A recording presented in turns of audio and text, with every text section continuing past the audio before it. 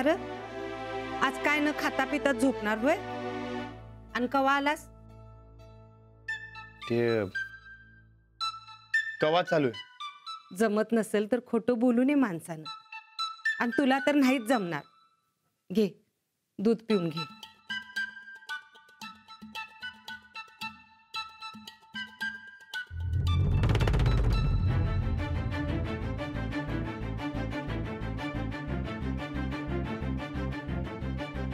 नाही बघत कोणासाठी काय आणलेस हे बी नाही विचारत.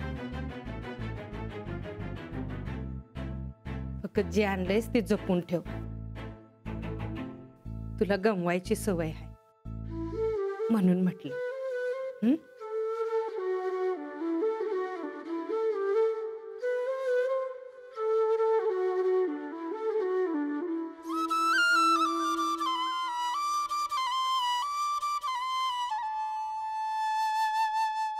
उद्या पहिलं हे काम करायला पाहिजे.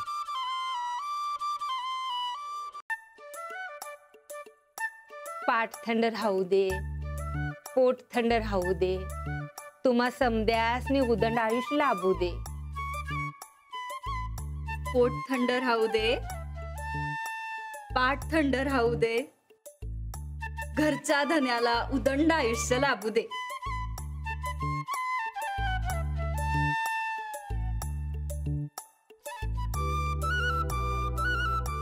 पोट थंड राहू दे, पाठ थंड राहू दे, घरच्या धन्याला उदंड आयुष्य लाभू दे.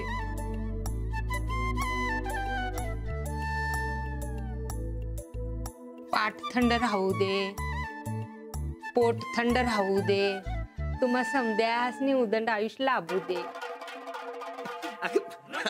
अगं बस कर की, गुदगुल्या होत्या.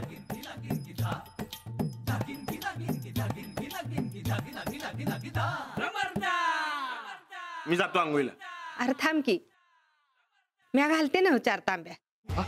नका नका, तू कशाला? म्या करतो माझी आंघोळ. चल रे, चल की.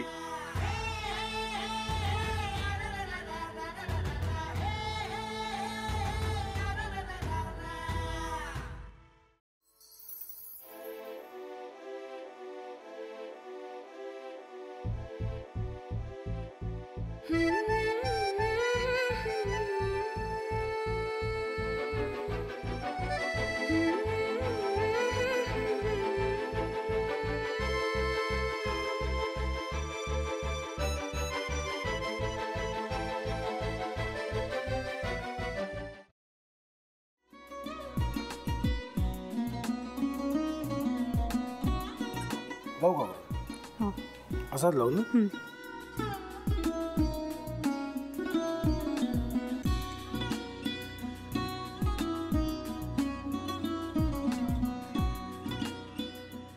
आता काय करायचंय? आता आपण ड्राय स्टफिंग दुसरं काय करणार आपण त्यात? आपण ह्याच्यात मेयोनीज न टाकता बाकीचे सगळे साहित्य टाकायचे. अच्छा, हे सगळं.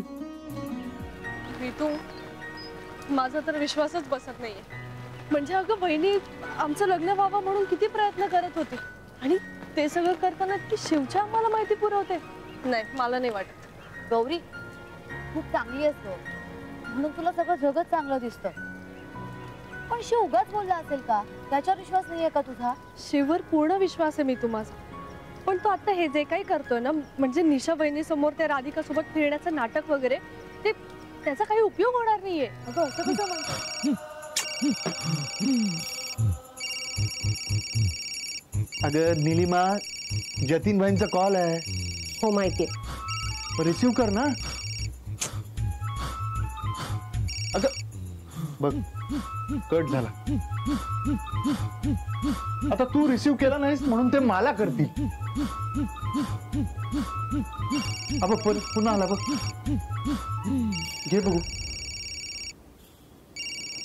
पण हे एक ना एक दिवस घडणारच होतं.